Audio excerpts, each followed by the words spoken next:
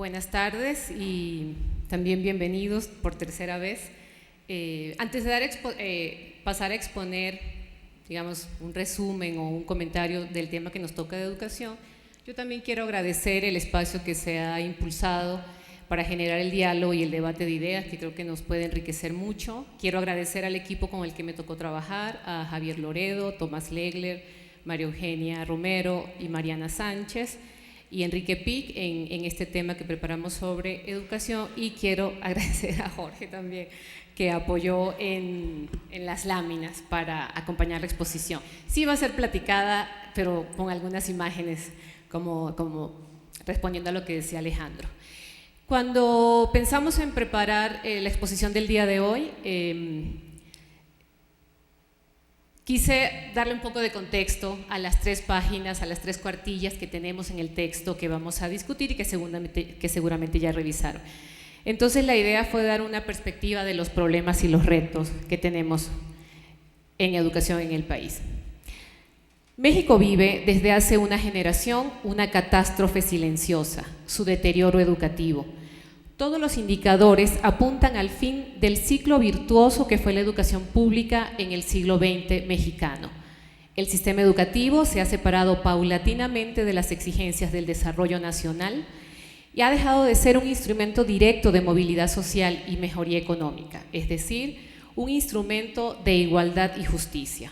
Sobre los criterios de calidad y mejoramiento educativo se han impuesto en los últimos años intereses corporativos y burocráticos del sector. Esta aseveración bien podría ser el epílogo del apartado sobre educación que hoy revisaremos, sin embargo, no lo es. Así iniciaba un diagnóstico global de la educación presentado en una obra emblemática de principios de la década del 90 intitulada La catástrofe silenciosa. Los datos vertidos en nuestro apartado refrendan aquel diagnóstico, que recogía lo acontecido en los años 80 e inclusive ofrece muestras de un deterioro profundo en algunas esferas. En el apartado presentamos una visión sincrónica del fenómeno educativo, pero el ejercicio reflexivo requiere una perspectiva histórica, por lo menos de la más reciente, a fin de dimensionar el tamaño de los problemas y los desafíos. Durante más de 7 décadas del siglo XX, México hizo enormes esfuerzos para generalizar la educación de la población. Notable resulta el programa Primaria para Todos los Niños, impulsado en 1978, mediante el cual se alcanzó la cobertura, gracias, qué amable, mediante el cual se alcanzó la cobertura del 98% en ese nivel. Asimismo, en el paso de los años 70 a los 80, casi se cuadruplicó la matrícula de educación superior. Pasamos de tener 225,000 a 840,000 estudiantes. Sin duda, fueron logros notables en términos cuantitativos. Sin embargo, la expansión no fue acompañada de criterios de relevancia, pertinencia y eficacia pedagógica. Esto quedaba como una tarea para el futuro. Tal tarea no prosperó. Desde su temprano desarrollo, el sistema educativo comenzaron a gestarse circuitos escolares de calidad diferenciada en detrimento de los servicios dirigidos a las mayorías empobrecidas que arribaban a la escuela, un reflejo de la desigualdad social característica del país. Desde la década de los 80 al día de hoy hemos vivido varias reformas y en el discurso político sigue instalada la idea de que la educación es la prioridad del Estado y motor del desarrollo. Durante los años 90 vivimos la época de la modernización educativa, donde se impulsó una compleja reforma que descentralizó el sistema, renovó el currículo, implantó los programas compensatorios, institucionalizó la evaluación y la certificación de calidad, hizo obligatoria la secundaria, modificó el trabajo de los profesores y creó el programa Carrera Magisterial justamente para compensar el bajo salario de los maestros. En educación superior se diversificó la oferta, creándose nuevas instituciones dirigidas a jóvenes provenientes de bajos estratos socioeconómicos, como una manera de democratizar la educación. También se multiplicaron las instituciones particulares, muchas de ellas las que hoy conocemos como universidades patito. A esta reforma de gran calado, cuyas promesas de mejoría no se concretaron, le sucedieron otras no menos ambiciosas. Entre el 2004 y 2011, la educación preescolar, la primaria y la secundaria experimentaron reformas curriculares. Se hizo obligatoria la educación preescolar. En el 2008 se instrumentó la reforma integral de la educación media superior y, por primera vez, se centró la política educativa en un nivel que había sido olvidado. En 2012, este nivel se hizo obligatorio. Así, en México, la educación obligatoria va desde preescolar hasta bachillerato, es decir, abarca 18 años. Y con ello, el país estableció una marca mundial en la materia, como señalaría Roberto Rodríguez. Ahora experimentamos una nueva reforma que busca atender la fuente de los problemas educativos, devolviendo la rectoría de la política educativa al Estado, una demanda añeja. Hace casi un cuarto de siglo ya se denunciaba la imposición de los intereses corporativos y burocráticos del sector, más atentos a la puja por sus respectivos feudos y clientelas que a las urgencias educativas de la nación. Este es uno de los señalamientos del diagnóstico del que hacía mención al inicio. Se revelaba la amalgama entre sindicato y gobierno, que operó como sustento del Estado corporativista que ahora se pretende desconocer, ejerciendo una autoridad incompetente para construir una salida democrática que ponga en el centro la dignificación y profesionalización del maestro mexicano. Por ahora, la reforma no ha tocado lo sustantivo, el modelo educativo y los enfoques pedagógicos, materia imprescindible si se quiere avanzar hacia la calidad. Recientemente, un agudo analista, Carlos Ornelas, un profesor de la UAM, advertía que muy probablemente esta reforma va en retirada, ya que el gobierno obtuvo toda la ganancia política que era posible en el plazo inmediato.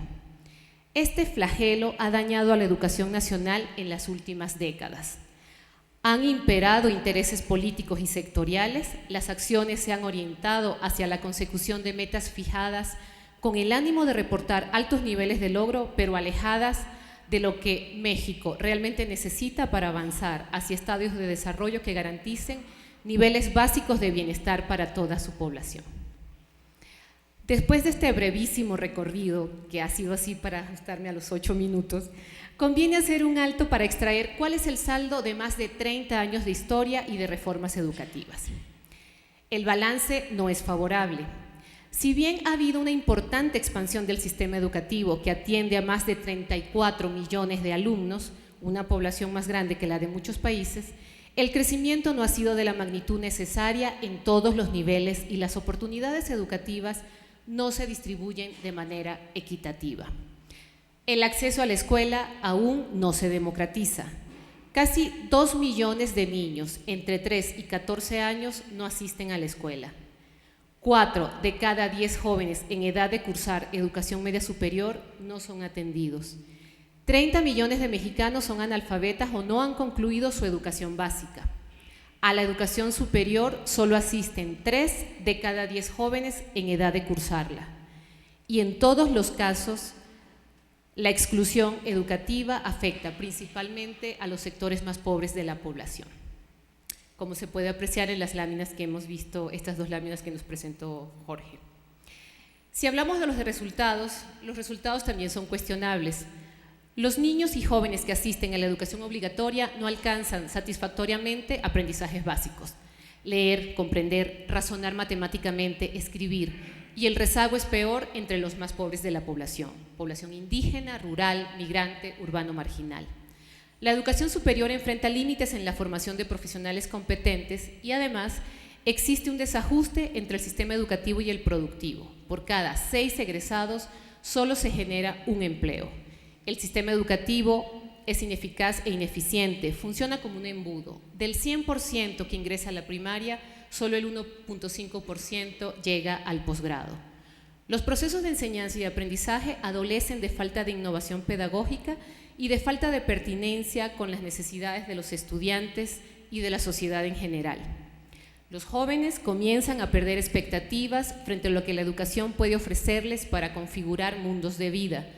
Existe un modelo educativo único que no toma en cuenta la enorme diversidad cultural que caracteriza a México, lo que se traduce en una forma de imperialismo cultural. Predomina una idea excesivamente escolarizada de la educación y se marginan alternativas educativas que fomentan diversas formas de aprendizaje. La educación en México está en crisis. No hemos avanzado decididamente en la definición de la educación que necesitamos para avanzar hacia una sociedad más justa, democrática y próspera.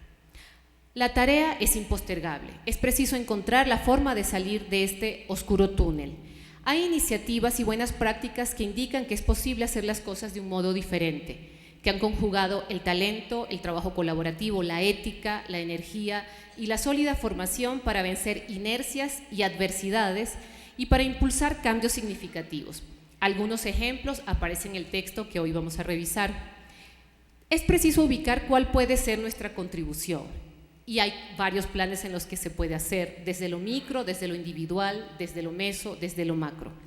Sin ingenuidad, sabiendo que la transformación de la realidad exige una intervención integral en lo económico, social y político, pero con la inteligencia necesaria para reconocer que no todo está perdido e impulsar desde la academia un nuevo y propio pensamiento educativo con raíces en el fructífero suelo mexicano, pero con ramas que apunten a nuevas realidades. Muchas gracias.